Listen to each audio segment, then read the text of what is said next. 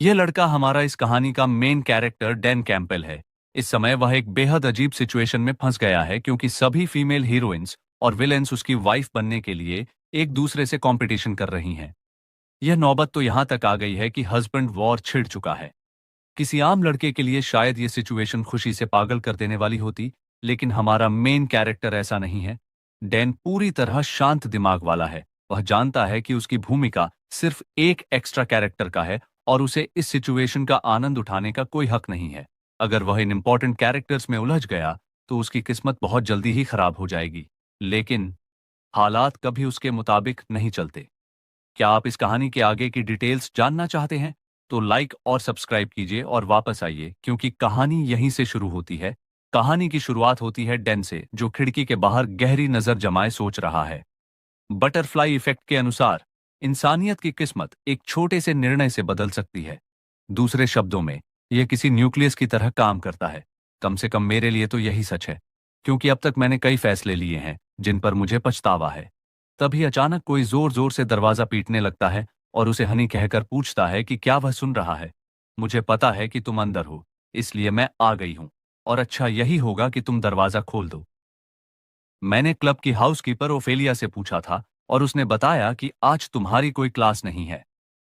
तो क्या तुम सच में मुझे अनदेखा करने वाले हो? जैसे ही वह फेमिलियर वॉइस डैन के कानों में पड़ी, उसका चेहरा सफेद पड़ गया। पसीना उसके माथे से टपकने लगा और उसने मन ही मन चीखते हुए कहा, इससे ज्यादा जिद्दी लड़की कोई नहीं हो सकती। डैन की सोच सही साबित हुई, क्योंकि अगली ही पल लड़की ने दरवाजे को तोड़ने के लिए उसमें तलवार घुसेड़ दी। ठीक है, अगर तुम दरवाजा नहीं खोलोगे तो मैं खुद अंदर आ जाऊंगी, उसने शांत स्वर में कहा। डैन ने तुरंत उसे रोकने के लिए चिल्लाया, रुको, ये नियमों के खिलाफ है। अगर कोई नियम तोड़ता है तो स्टूडेंट काउंसिल प्रेसिडेंट उसे सजा देती है।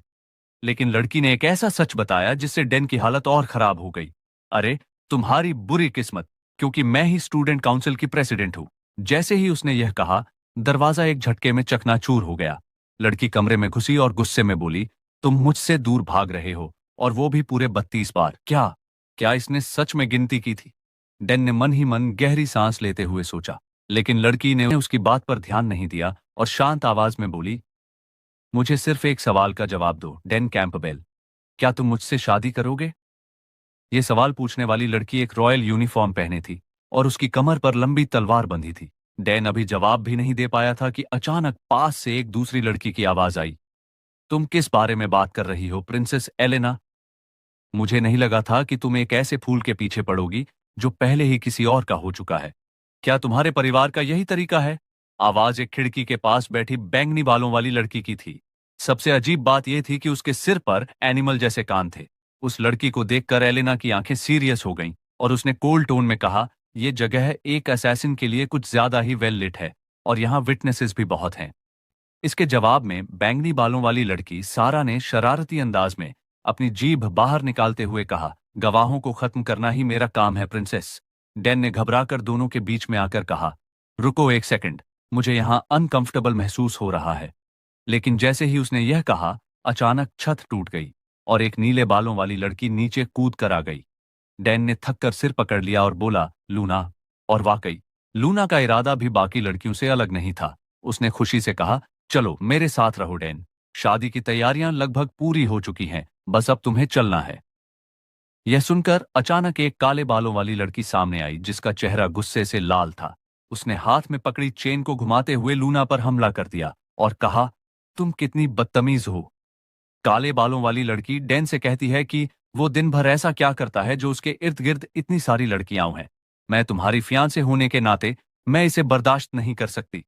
और तभी एक लाल बालों वाली लड़की आग के झाड़ू पर उड़ती हुई आई और चिल्लाई, तुम सब जेलस विमेन चुप रहो, डैन कैंपबेल सिर्फ मेरा है। अगले ही पल सभी लड़कियां एक दूसरे की तरफ गुस्से से देखने लगीं। वे जानती थीं कि बिना लड़े कोई भी डैन को अपने साथ नहीं ले जा सकती। कोई देरी किए बिना सभी एक दूसरे से भिड़ गईं और डैन, वह इस हंगामे के बीच बुरी तरह फंस चुका था और चीख पड़ा, तुम सब आपस में क्या बकवास कर रही हो? तो आखिर ये सब हुआ कैसे?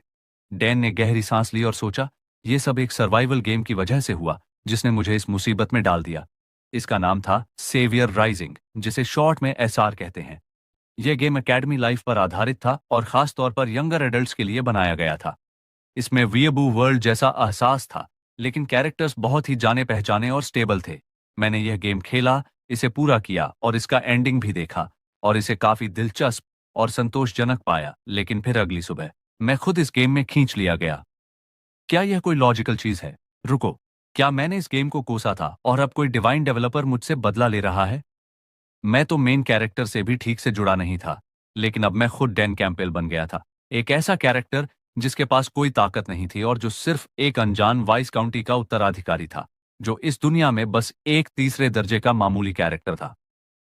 इस कैम्बल वाइस काउंटी की मुख्य पहचान सिर्फ फार्मिंग थी। यहां न तो कोई डंजन था और न ही कोई खास संसाधन, जबकि पूरे एम्पायर में डंजन्स आमतौर पर पाए जाते थे। जिस विकाउंटी का नाम शायद ही किसी ने सुना था, वहां का उत्तराधिकारी रॉयल एकेडमी में दाखिला ले रहा था। यह खबर पूरे क्षेत्र में सनसनी बन गई। जिस दिन डैन स्कूल जाने की तैयारी कर रहा था, उसके पिता और पूरे इलाके के लोग उसे विदाई देने आए। उनके चेहरों पर अविश्वसनीय खुशी थी। उसके पिता तो अपनी भावनाएं भी नहीं रोक पा रहे थे। आखिरकार, तुम जा रहे हो डैन।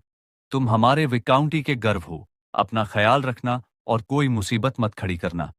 ईलॉन्टे एकेडमी में पूरे एम्पायर के सभी ग्रेट हाउस होल्ड्स के सक्सेसर्स इकट्ठा होते हैं। ऐसे में एक बैरन के बेटे के लिए सबसे सही यही होगा कि वह किसी की नजरों में ना आए, समझे? उसके पिता की जरूरत से ज्यादा लंबी और डिटेल्ड सीख सुनकर डैन ने असहज हंसी हंसते हुए जवाब दिया, हाँ, मैंने समझ लिया। उसके बाद उसने अपना स्टेटस इन्फो चेक किया। नाम Dan Campbell, strength F, agility F, stamina F, luck F, charisma F, skills कुछ भी नहीं, एक्सपर्टीज कुछ भी नहीं, स्पेशल ट्रेट्स कुछ भी नहीं, स्पेशल गिफ्ट कुछ भी नहीं। इस दयनीय स्टेटस इन्फो को देखते ही डैन के माथे पर पसीना छलक आया। उसे समझ नहीं आ रहा था कि इतने घटिया आंकड़ों के साथ वह एकेडमी में कैसे जिंदा रहेगा, या फिर वहां से पास आउट भी कर पाएगा या नहीं। सब कुछ एफ। मैं, जो असली दुनिया में एक एक्सपीरियंस्ड प्लेयर था, इतनी खराब स्टार्टिंग स्टैट्स तो मैंने जब भी नहीं देखी। फिलहाल सिस्टम ने उसे एक मेन क्वेस्ट सौंपा था, एकेडमी में दाखिला लेना और एक क्लास में असाइन होना। अगर उसने यह टास्क नजरअंदाज किया तो गेम वहीं खत्म हो जाएगा। और चूंकि वह जिस इलंटे एकेडमी में दाखिला लेने वाला था, वहां जल्द ही विलेंस के कारण अफरा तफरी मचने वाली थी, तो डैन ने ठान लिया कि वह ऐसी कोई भी हरकत नहीं करेगा जिससे उसकी जान खतरे में पड़ जाए। यही सोचकर उसने अपने पिता को आत्मविश्वास भरी नजर से देखा और कहा, पिताजी, चिंता मत करें। मैं पूरी कोशिश करूंगा कि किसी का ध्यान अपनी ओर न खींचूं। मैं कैम्बल विक काउंटी की सिचुएशन सुधारने के बारे में कोई सपने नहीं देखूंगा, और मैं अपने ग्रेड भी एवरेज से नीचे ही रखूंगा। इतना कहकर उसने सबको विदाई दी और रॉयल एकेडमी जाने वाली ट्रेन में सवार हो गया। डैन ने सोचा था कि सब कुछ उसके प्लान के मुताबिक चलेगा, लेकिन किस्मत को कुछ और ही मंजूर था। चीजें उतनी आसान नहीं होने वाली थीं जितनी उसने उम्मीद की थी। उसने खुद से सवाल किया, एक सच्चे साइड कैरेक्टर को बस चुपचाप रहना चाहिए, नजरों से दूर, और मैं भी यही करूंगा। उसका एकेडमी लाइफ अब ऑफिशियल रूप से शुरू हो चुका था, लेकिन आखिर वो उसी ट्रेन में क्यों था जिसमें वह थी? डैन के सामने सिल्वर बालों वाली एक बेहद खूबसूरत लड़की खड़ी थी। वह सफर का फायदा उठाते हुए किताब पढ़ रही थी और धीरे धीरे चाय की चुस्कियां ले रही थी। लेकिन उसकी खूबसूरती पर मत जाना। अपने गेमिंग एक्सपीरियंस की बदौलत डैन अच्छी तरह जानता था कि वह लड़की कौन थी। वो लड़की एक ब्लडी विलन थी जिसने अनगिनत लाशें बिछा दी थीं। इस दुनिया की फाइनल बॉस। डेन को गेम की मेन स्टोरी लाइन याद आती है। एलनोर और गेम का मेन प्रोटैगनिस्ट लगातार टकराते रहते हैं, जिससे एलेना की सैनिटी टूटने लगती है। आखिरकार ग्रे डीमन की डॉर्मेंट एग्जिस्टेंस उसे पूरी तरह निगल जाती है और वह फाइनल बॉस बन जाती है। गेम की एंडिंग के अनुसार सिर्फ मेन प्रोटैगनिस्ट ही उसके फाइनल ट्रांसफॉर्मेशन को रोक सकता था। एलेना अब भी अपनी किताब में डूबी हुई थी, लेकिन ऐसा लग रहा था जैसे उसने महसूस कर लिया हो कि डैन उसे घूर रहा है। बिना किताब से नजर हटाए उसने कहा, क्या तुम्हें डॉक्टर को दिखाने की जरूरत है? तुम्हारी तबीयत ठीक नहीं लग रही। यह सुनते ही डैन का चेहरा पीला पड़ गया। उसने जल्दी से हाथ हिलाया, नहीं, मैं ठीक हूं। एलेना ने अपनी किताब से नजरें हटाए बिना कहा, मैं फर्स्ट क्लास केबिन में बैठने की बजाय यहां बैठी हूं, क्योंकि यह मेरे परिवार ड्यूक फैमिली की एक सोच समझी स्ट्रैटेजी है। अगर इससे तुम्हें अनकंफर्टेबल महसूस हुआ हो तो माफ करना। वैसे भी जो भी मेरे साथ इस कैरेज में बैठता है उसका एक्सप्रेशन कुछ ऐसा ही होता है। उसका लहजा थोड़ा ठंडा था, लेकिन डैन को उसमें कुछ अजीब महसूस हुआ। उसने सोचा, यह तो मेरी यादों से अलग है।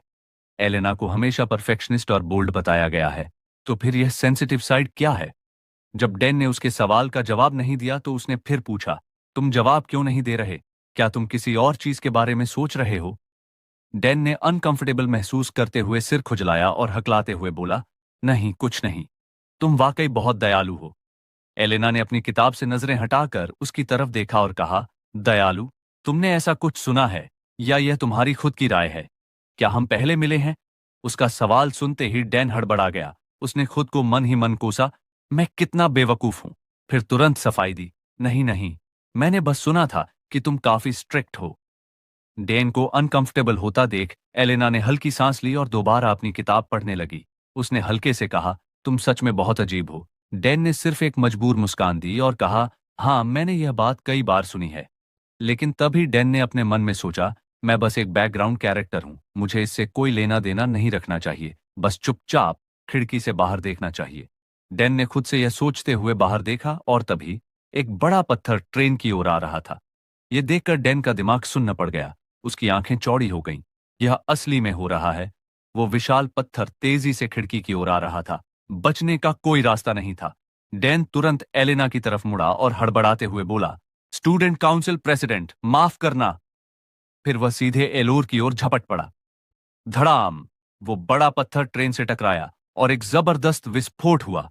धुएं के बड़े बड़े गुबार आसमान में फैल गए, लेकिन डैन और एलेना दोनों सुरक्षित थे, क्योंकि एलेना के पास एक जादुई नेकलेस था।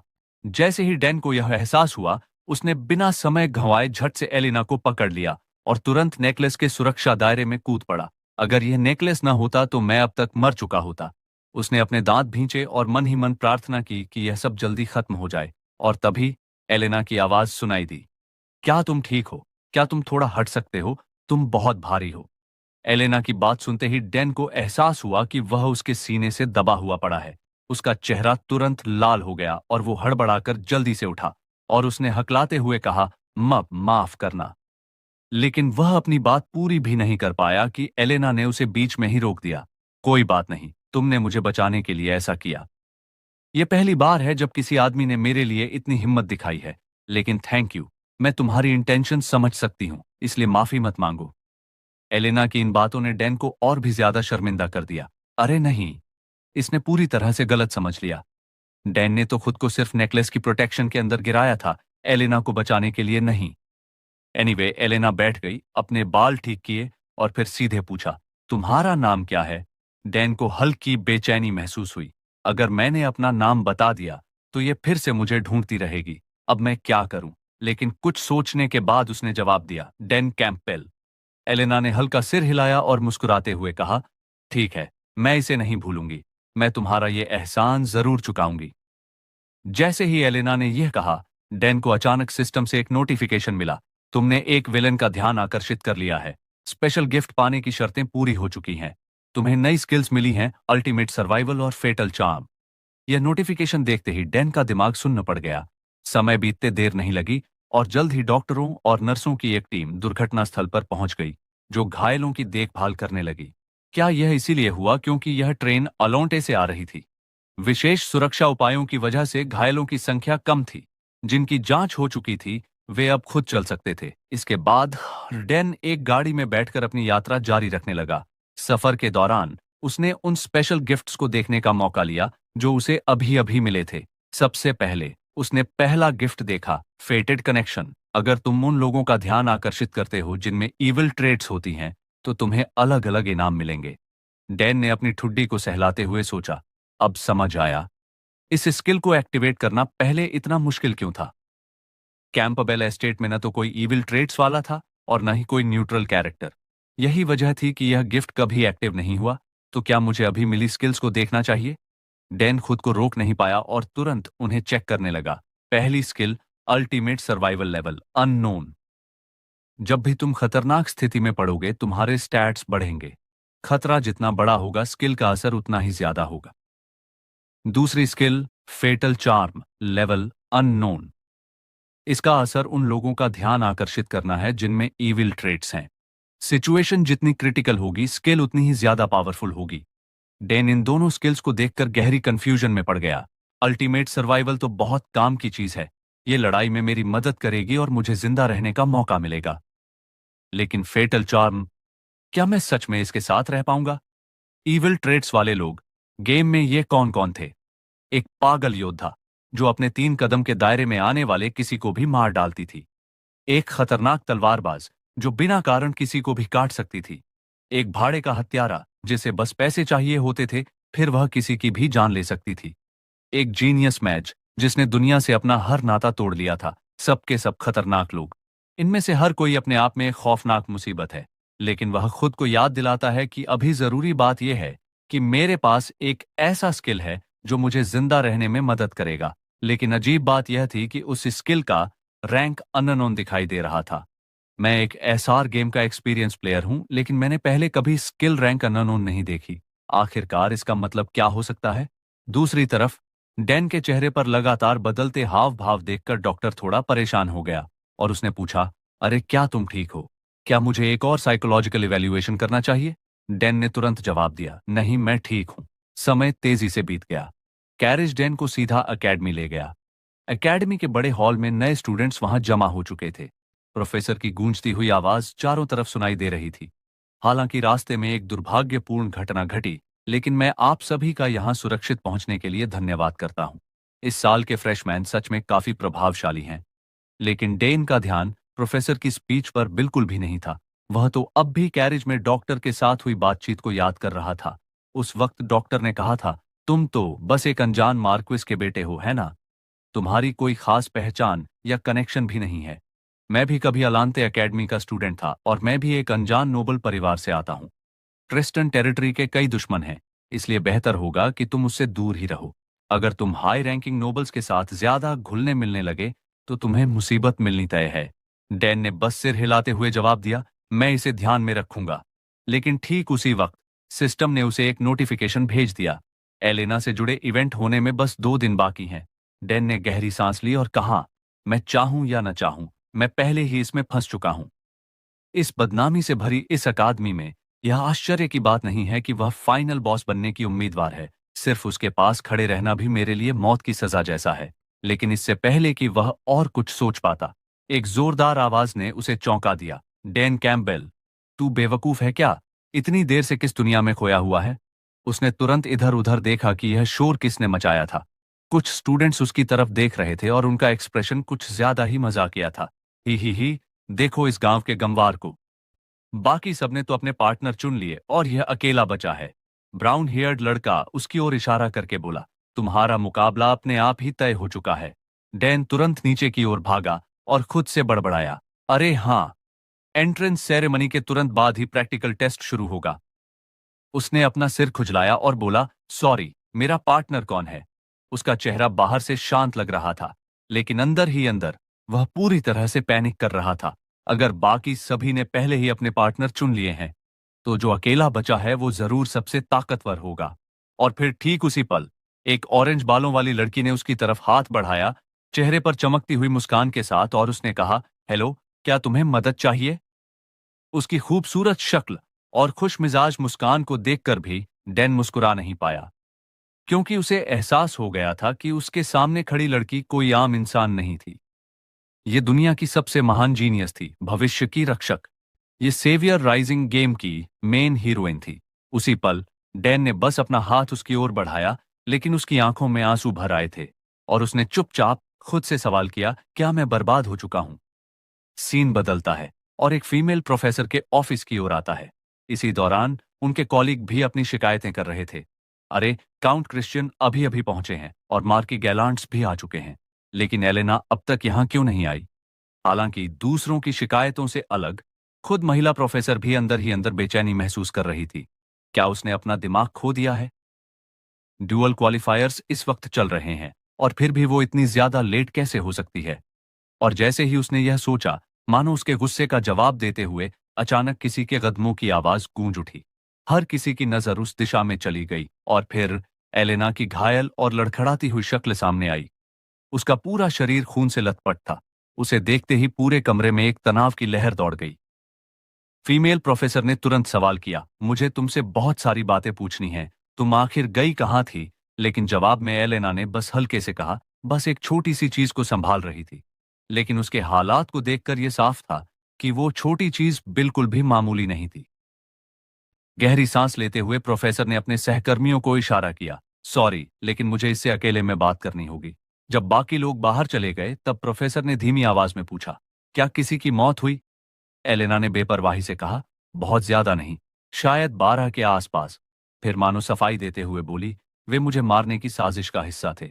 उन्होंने एकेडमी की ट्रेन पर एक बड़ा पत्थर गिराने की कोशिश की ताकि यह हादसा लगे, लेकिन मैंने पता लगा लिया कि वे कौन थे और क्योंकि मैं वहीं थी तो मैंने उन्हें निपटा दिया। यह सुनकर प्रोफेसर ने एक गहरी सांस ली और सावधानी से कहा, तुम्हें इसे स्कूल पर छोड़ देना चाहिए था। लेकिन इससे पहले कि वह अपनी बात पूरी कर पाती, एलेना ने तेज आवाज में उसे बीच में रोक दिया। क्या तुम वाकई चाहती हो कि मैं हर किसी के साथ फेयर और नोबल तरीके से पेश आऊं? उन लोगों को माफ कर दूं जिन्होंने मुझे मारने की कोशिश की? सामने खड़ी फीमेल प्रोफेसर ने एलेना की आंखों में झलकते संकल्प को देखा और फिर बहस करने का इरादा छोड़ दिया। ठीक है, जैसा तुम चाहो, लेकिन कम से कम पहले जाकर कपड़े बदलो और जल्दी ड्यूअल अरीना की तरफ निकलो।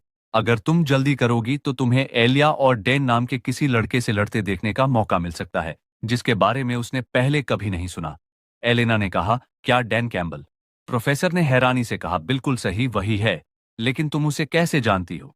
एलेना के दिमाग में मेन कैरेक्टर की एक धुंधली इमेज उभरी। एक ऐसा लड़का जो हमेशा असहज और अनिश्चित सा लगता था।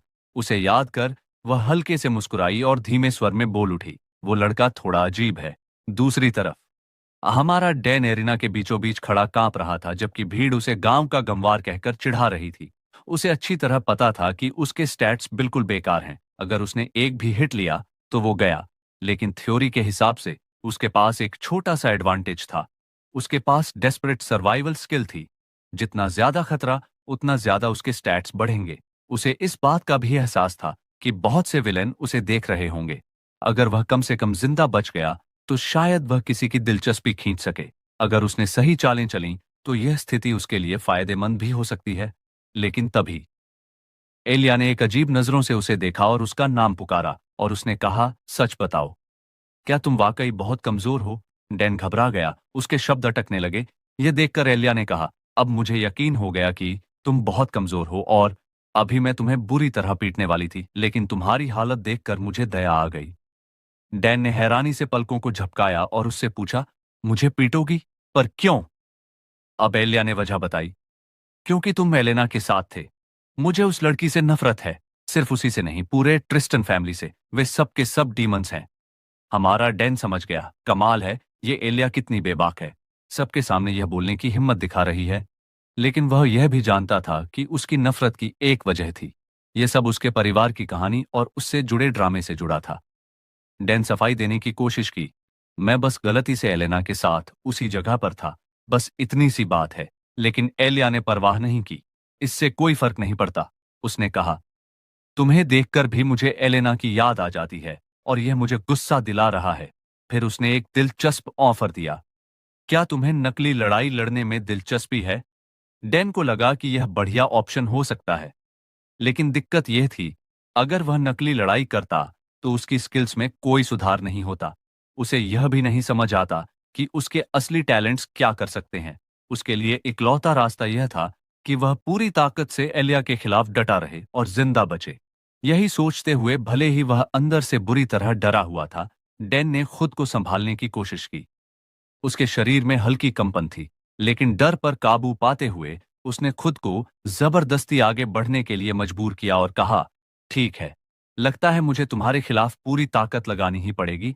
डैन एलिया को गुस्सा दिलाने के लिए कहता है, असल में मुझे एलेना थोड़ी पसंद है। जैसे ही ये शब्द उसके मुंह से निकले, एलिया का चेहरा गहरा पड़ गया और उसके आसपास की हवा अचानक भारी हो गई। उसने अपनी लकड़ी की तलवार कसकर पकड़ ली और ठंडी आवाज में बोली, तुम ये सच में कह रहे हो? डैन कहता है, बिल्कुल। अगर तुम सच में चाहते हो कि मैं अपनी पूरी ताकत से लड़ूं, तो फिर यही सही तरीका होगा। डैन अंदर से चीख पड़ा, लेकिन फिर खुद को संभालते हुए अपने शब्द दोहराए, मुझे एलेना उतनी ही पसंद है जितना तुम उससे नफरत करती हो।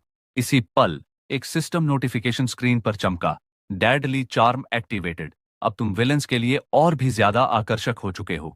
तुम्हारी गिफ्ट बार में एक बोनस जोड़ दिया गया है। दूसरी तरफ एलिया के चेहरे पर ठंडापन बढ़ चुका था। डैन की बात सुनने के बाद अब उसने दया दिखाने का इरादा पूरी तरह छोड़ दिया। अगर ऐसा है तो मुझे अब कोई पछतावा नहीं होगा। बिना कुछ कहे उसने जमीन पर जोरदार दबाव डाला और एक तीर की तरह तेजी से हवा को चीरते हुए उसकी तरफ बढ़ी। उसी समय उसने अपनी तलवार पीछे खींची और फिर बिजली की रफ्तार से एक वार किया। पलक झपकते ही उसकी तलवार ने डैन की लकड़ी की तलवार का सिरा साफ काट दिया। सौभाग्य से डैन उसकी हर हलचल पर पूरी नजर बनाए हुए था। आखिरी सेकंड में उसने अपना सिर थोड़ा पीछे झुका लिया और बाल बाल उस वार से बचा। हालांकि उसके चेहरे पर छिपी घबराहट साफ दिख रही थी। लेकिन इस बात ने एलिया को थोड़ा चौंका दिया। ओह, तुमने सच में इसे डॉज कर लिया। लगता है तुम पूरी तरह बेकार नहीं हो। ठीक है, तो अब मुझे बस और जोर से मारना पड़ेगा। इसके साथ ही एलिया ने एक बार फिर से अटैकिंग स्टांस ले लिया, लेकिन इस बार वह पूरी तरह सीरियस थी। बस उसके तलवार पकड़ने का तरीका ही इतना खतरनाक था कि डेन के पसीने निकल गए। अचानक स्क्रीन पर ब्लड रेड सिस्टम नोटिफिकेशन दिखने लगे। उसका डेस्परेट सर्वाइवर स्किल एक्टिवेट हो गया है। जैसे ही यह मैसेज स्क्रीन पर आया, डेन ने अपने शरीर में एक अनदेखी ताकत महसूस की और फिर मानो बिना सोचे समझे उसने सीधा सामने की ओर घूंसा दे मारा और संयोग से वह घूंसा सीधा इलिया के चेहरे पर लगा।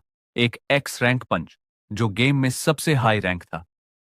एलिया का शरीर एक तोप के गोले की तरह पीछे की ओर उड़ा और दीवार से इतनी भयंकर टकराई कि पूरी जगह गूंज उठी। पूरी एरिना में एक गहरी खामोशी छा गई। सब लोग, इंक्लूडिंग डेन, ऐसे खड़े थे मानो उनके होश उड़ गए हों और उनकी आंखें फटी की फटी रह गईं। डैन कैम्बल, जिसकी सारी स्टैट्स सिर्फ एफ रैंक पर थी, उसने अपने पहले ही दिन एलॉन एकेडमी में इस दुनिया की प्रोटागोनिस्ट को हरा दिया था। सीन बदलता है एकेडमी की इमरजेंसी मीटिंग। कुछ समय बाद प्रोफेसरों की मीटिंग में किसी ने कहा, इस बात की काफी संभावना है कि वो लड़का एक फ्रॉड है। लेकिन यह बात किसी को समझ नहीं आई। यह कैसे हो सकता है? हर कोई जानता है कि उसकी स्टैट्स बहुत लो हैं। उसकी एबिलिटीज तो ड्यूल से पहले चेक हो चुकी थीं। लेकिन वो अटैक, वो तो पूरी तरह रियल था। ग्लासेस पहने एक प्रोफेसर ने सवाल किया, तुम्हारा मतलब क्या है? ग्रीन बालों वाले प्रोफेसर ने जवाब दिया, पूरे अकादमी में कोई भी ऐसा पंच खाकर बिना चोट के बच नहीं सकता। मुझे लगता है कि उस लड़के ने या तो कोई इलीगल सब्सटेंस लिया था या फिर कोई फॉरबिडन टेक्निक का इस्तेमाल किया, जिससे उसने एलिया को हरा दिया। लेकिन एक और संभावना भी है, एक अजीब सी। शायद वो लड़का कोई छुपा हुआ मॉन्स्ट्रस जीनियस है जो अपनी असली ताकत छिपाए बैठा था। रूम में पूरा साइलेंस छा गया। कोई भी कुछ बोलने की सिचुएशन में नहीं था। कुछ सेकंड्स बाद नीले बालों वाली एक स्टनिंग प्रोफेसर ने अपने ग्लासेस एडजस्ट किए और सिर हिलाते हुए बोली, लेकिन उसकी विक्ट्री एक्सेप्ट करना इतना इजी नहीं है। मराव कैंड्री एलिया का स्पॉन्सर है। क्या वो इतनी इजीली इसे सहन कर लेगा? एलिया का हार जाना और एकेडमी का अपना सबसे टॉप प्रतिभाशाली छात्र खो देना, ये बहुत बड़ी समस्या बन सकती है। इसलिए उन्होंने फैसला किया, इस लड़के को जल्द से जल्द एक फ्रॉड साबित करना होगा और देखना होगा कि आगे क्या होता है। हरे कपड़े पहने एक प्रोफेसर को यह बात ठीक से समझ नहीं आई, लेकिन हम उससे क्या उम्मीद कर सकते हैं? फीमेल प्रोफेसर ने कामली समझाया, इस साल एकेडमी की न्यू बैच में कुछ एक्स्ट्रॉर्डिनरी स्टूडेंट्स आए हैं। वे इतने यूनिक हैं कि हमें उन्हें अलग तरीके से ट्रीट करना होगा। अगर डैन वाकई में उतना ही स्पेशल है जितना तुम कह रहे हो, तो मुझे कोई डाउट नहीं कि वो खुद उनके बीच में एक जगह बना लेगा। इस बीच डैन की एलिया पर एक ही पंच में जीत पूरी एकेडमी में चर्चा का विषय बन गई। ये खबर जंगल में आग की तरह फैल गई, यहां तक कि यह अखबारों के फ्रंट पेज तक पहुंच गई। हर कोई एक ही सवाल कर रहा था, आखिर डैन कैम्बल है कौन? वहीं दूसरी ओर डैन खुद इस बात पर यकीन नहीं कर पा रहा था कि उसके पहले ही दिन ये सब हो गया। उसने कभी नहीं सोचा था कि टैलेंट का इतना बड़ा फर्क पड़ सकता है। इसी दौरान उसकी गिफ्ट लिस्ट में एलेना का एक नया प्रोफाइल पॉप अप हुआ।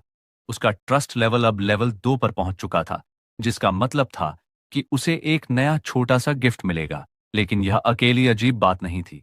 जब वह अपनी चेयर पर बैठा था, उसने गौर किया कि कई कैरेक्टर्स की क्यूरियोसिटी उसके ऊपर लगातार बढ़ रही थी और उसे साथ ही पॉइंट्स भी मिल रहे थे जिन्हें वो पॉइंट शॉप के अंदर इस्तेमाल कर सकता है।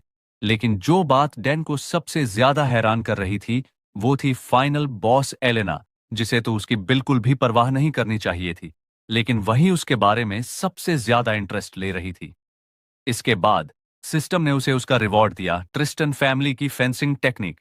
लेकिन इसमें एक बड़ी दिक्कत थी। ट्रिस्टन फैमिली गहराई से डीमंस के साथ जुड़ी हुई थी। हालांकि डैन के लिए यह कोई मायने नहीं रखता था। उसका सिर्फ एक ही मकसद था, सरवाइव करना।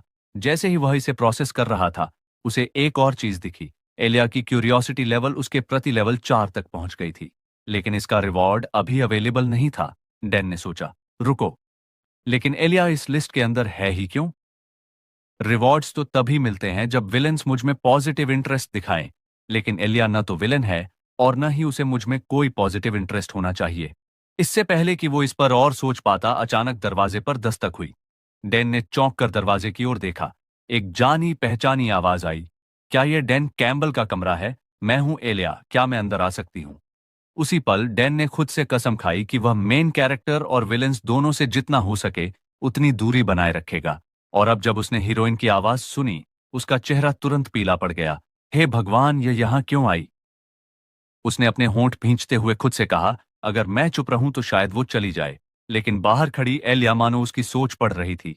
अरे, मुझे पता है तुम अंदर हो। अगर दरवाजा नहीं खोला तो मैं इसे तोड़ दूंगी। ये सुनकर डैन अपनी चुप्पी तोड़ते हुए चीख पड़ा, तुम पागल हो क्या? बाहर खड़ी एलिया ने उसकी आवाज सुनते ही अपनी टोन थोड़ा नरम कर ली, तो तुम सच में अंदर हो? क्या तुम दरवाजा खोल सकते हो? मुझे तुमसे कुछ बात करनी है। डैन कुछ पल के लिए हिचकिचाया, फिर धीरे से पूछा, किस बारे में? एलिया ने हल्के अंदाज में जवाब दिया, अरे बस थोड़ी सी बातचीत, ताकि हम एक दूसरे को बेहतर तरीके से जान सकें। इस एपिसोड के शुरुआत में हमें दिखाया जाता है कि एलिया डैन के कमरे की ओर से आ रही है और उसके चेहरे पर उलझन साफ झलक रही है।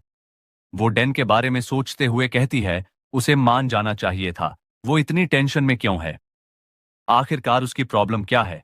उसे तो बस मेरे लिए कमरे का दरवाजा खोल देना चाहिए था। फिर हल्की सांस भरते हुए खुद को कोसती है, सच में मुझे तो दोस्त बनाना भी नहीं आता। जैसे जैसे उसके दिमाग में ये ख्याल बढ़ते गए, उसकी अनॉयंस भी बढ़ती गई। इसी उलझन में वह अनजाने में किसी से टकरा गई, जिससे सामने वाले के हाथ में पकड़ा खाना नीचे गिर गया। सामने वाले व्यक्ति ने शांत लेकिन सीरियस टोन में कहा, तुम्हें ध्यान देना चाहिए कि तुम कहां चल रही हो। एलिया को अपनी गलती का एहसास हुआ। उसने झुककर जल्दी से गिरी हुई थैली उठाई, लेकिन जैसे ही उसने सिर उठाया और सामने वाले शख्स को देखा, उसका पूरा शरीर अचानक सुन्न पड़ गया। उसके सामने और कोई नहीं बल्कि वही थी जिससे वह सबसे ज्यादा नफरत करती थी, एलिना। जैसे ही एलिया ने उसका चेहरा देखा, एक पुरानी मेमोरी उसके दिमाग में उभर आई। आग की लपटों के बीच एक लड़का खड़ा था जो घबरा कर कह रहा था, भागो एलिया। एलिया एलिना को देखकर कांप उठी, लेकिन डर से नहीं, गुस्से से। उसकी सांसें तेज हो गईं। उसने उस थैली को इतनी जोर से पकड़ लिया कि उसकी उंगलियों की नसें उभर आईं। एलिया ने हिचकिचाते हुए कहा, मैं ठीक हूं, और धीरे धीरे अपनी पकड़ ढीली की। तभी उसको एहसास हुआ कि उसका हाथ अपने आप तलवार के हैंडल तक चला गया था। मैंने बिना सोचे समझे अपना हथियार पकड़ लिया। उसका दिमाग तेजी से दौड़ने लगा। उसने सतर्कता से एलिना को देखा और सोचा, क्या मैं इस हालत में इससे जीत सकती हूं? Elina Tristan. इसने अभी मेरे हाथ की हरकत देखी थी, फिर भी इसने कोई रिएक्शन क्यों नहीं दिया? क्या वो ये जताना चाह रही है कि उसे मेरी परवाह ही नहीं? जैसा कि उम्मीद था, एलिना की आंखों में कोई चिंता नहीं दिखी, बल्कि उसने बस अपना हाथ आगे बढ़ाया और कहा, इसे मुझे वापस करो। एलिया के हाथ अब भी हल्के कांप रहे थे। उसने थैली वापस एलिना को थमा दी, लेकिन उसके दिमाग में सवालों की आंधी चल रही थी। डैन का इससे क्या कनेक्शन हो सकता है? इसके बाद बिना कुछ और कहे दोनों एक दूसरे को पार करते हुए आगे बढ़ गए। लेकिन जैसे ही एलिया उसके पास से गुजरी, उसने हल्के स्वर में कहा, इस कॉरिडोर के अंत में दाईं तरफ मुड़ोगी तो डैन कैंपेल का कमरा मिल जाएगा। पीछे से जाते हुए एलिना अचानक रुक गई। उसने एलिया की बात सुन ली थी और उसने कहा, रुको जरा, तुम्हें उसके कमरे का पता कैसे चला? एलिया ने हल्की हैरानी के साथ भौहें उठाईं और लापरवाही से जवाब दिया, अभी अभी मैं उसी के साथ थी। यह सुनकर न जाने क्यों एलिना की आंखों में हल्की सी सीरियसनेस आ गई और उसने सीधा सवाल पूछा, तुम उसके साथ क्यों थी? एलिया नर्वस होकर कहती है, दोस्ती करने के लिए। मैं बस नए स्टूडेंट्स के बीच कुछ लोगों के साथ दोस्ती करना चाहती थी। लेकिन इससे पहले कि वो अपनी बात पूरी कर पाती, एलेना ने उसे तीखी नजर से घूरा और सख्त लहजे में चेतावनी दी, नए स्टूडेंट्स को अपोजिट जेंडर के लोगों से इंटरेक्ट करने की इजाजत नहीं है। एलिया ने हैरानी से पूछा, लेकिन क्या ऐसा कोई रूल वाकई में है?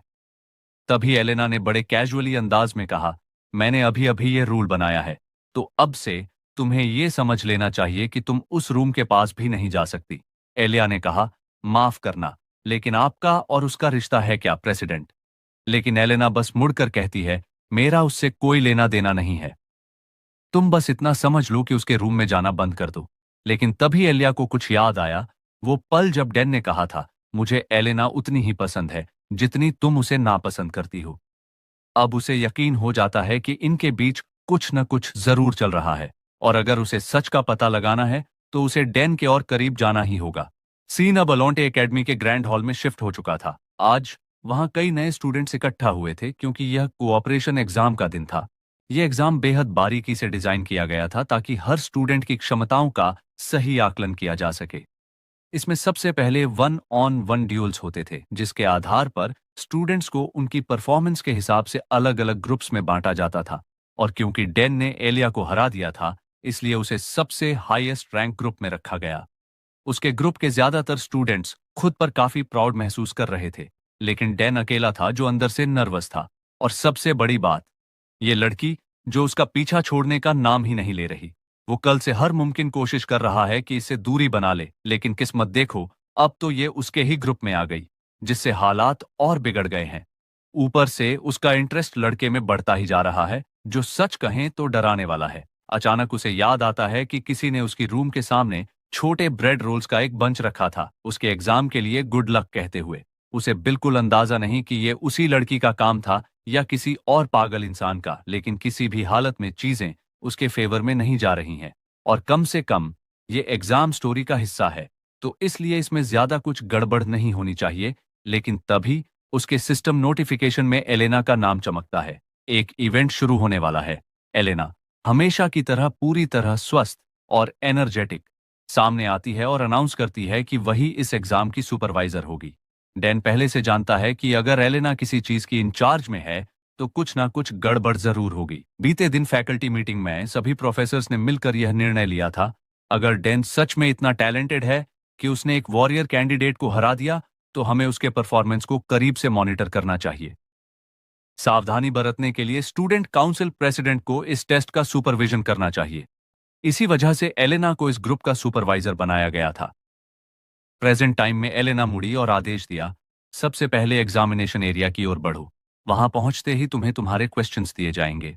एलेना के ऑर्डर पर सभी स्टूडेंट्स उसके पीछे पीछे चल पड़े और टेस्टिंग फैसिलिटी की ओर जाने लगे। लेकिन जैसे ही उन्होंने हॉलवे में कदम रखा, पूरा एरिया अचानक अंधेरे में डूब गया। किसी ने हैरानी से कहा, वाओ, ये जगह तो बहुत कूल लग रही है। लाइट्स अचानक बंद हो गईं। एलिया ने तुरंत एलेना की ओर देखा और पूछा, तुमने कहा था कि हमें क्वेश्चंस वहां पहुंचने के बाद मिलेंगे, तो क्या यह टेस्ट का हिस्सा है? उसकी बात सुनकर एलेना कुछ नहीं कहती, लेकिन उसकी नजरें तेजी से आसपास के माहौल को स्कैन कर रही थीं। एंट्रेंस सील हो चुका है, पावर कट हो चुका है, और तभी एलेना का इवेंट एक्टिवेट हो जाता है। डैन तुरंत समझ जाता है, ये कोई टेस्ट नहीं है, ये एक एम्बुश है। उसका सिस्टम नोटिफिकेशन कंफर्म करता है कि फिर से एक असैसिनेशन अटेम्प्ट होने वाला है। वो चुपचाप आसपास के माहौल को ऑब्जर्व करता है, जबकि बाकी स्टूडेंट्स कैजुअली बात कर रहे होते हैं, ये मानते हुए कि कोई जल्द ही उन्हें बचाने आ जाएगा। हमें पैनिक नहीं करना चाहिए, बस आगे बढ़ते रहो।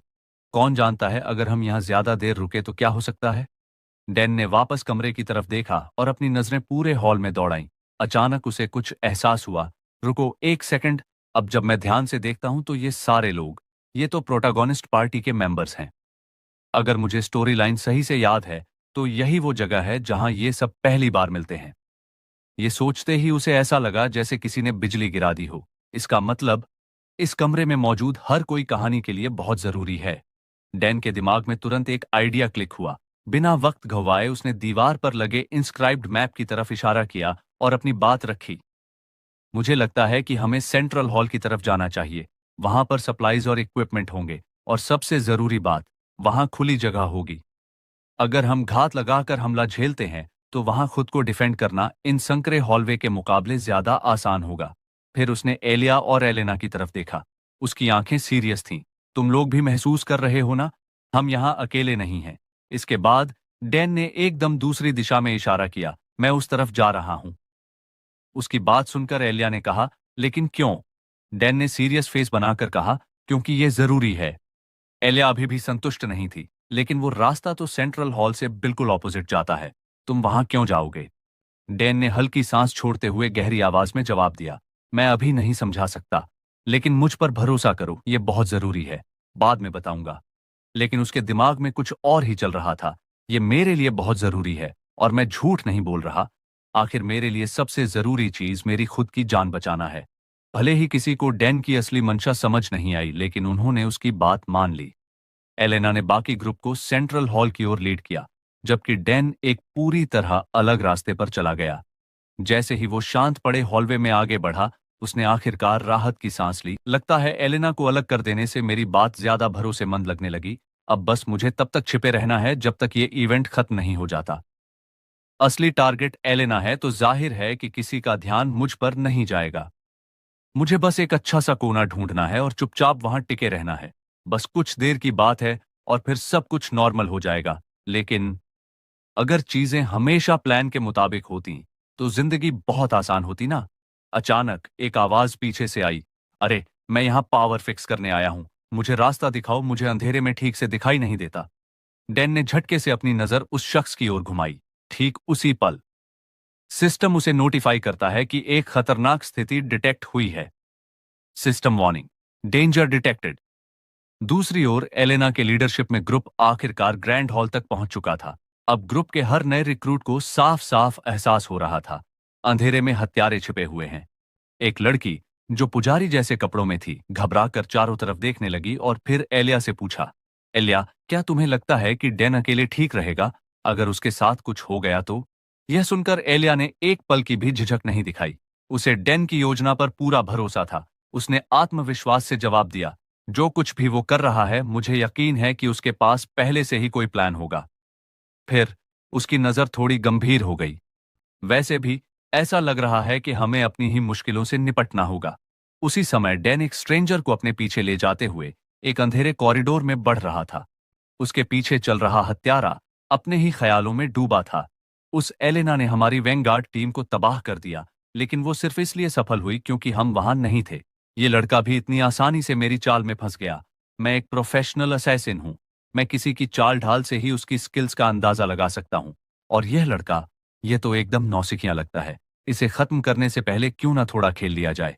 एक बार मैंने इसका शरीर हथिया लिया तो एलेना को खत्म करना कोई मुश्किल नहीं होगा। उसके होंठों पर एक खतरनाक मुस्कान उभर आई। अब और धोखे की जरूरत नहीं थी। अचानक उसने अपनी नकाब उतार फेंकी। नीचे से एक बिल्कुल अलग चेहरा नजर आया। उसी पल उसने अपनी धारदार शॉर्ट स्वॉर्ड निकाल ली और बर्फ जैसी ठंडी आवाज में कहा, बहुत बढ़िया, अब इनाम पाने का वक्त आ गया है। लेकिन अजीब बात थी कि डैन ने एक लंबी संतोषजनक सांस ली। ऐसा लगा जैसे उसके कंधों से कोई भारी बोझ हट गया हो। उसके होंठों पर हल्की मनोरंजक मुस्कान आ गई। जैसा मैंने सोचा था, तुम ही हो हजमेड। अगर मेरा ओपोनेंट कोई और होता तो शायद मैं मुसीबत में पड़ जाता, लेकिन सच कहूं तो अब मुझे बहुत राहत महसूस हो रही है। असैसिन पूरी तरह से शॉक्ड हो जाता है कि यह कमीना उसका नाम कैसे जानता है। असैसिन कहता है, यह क्या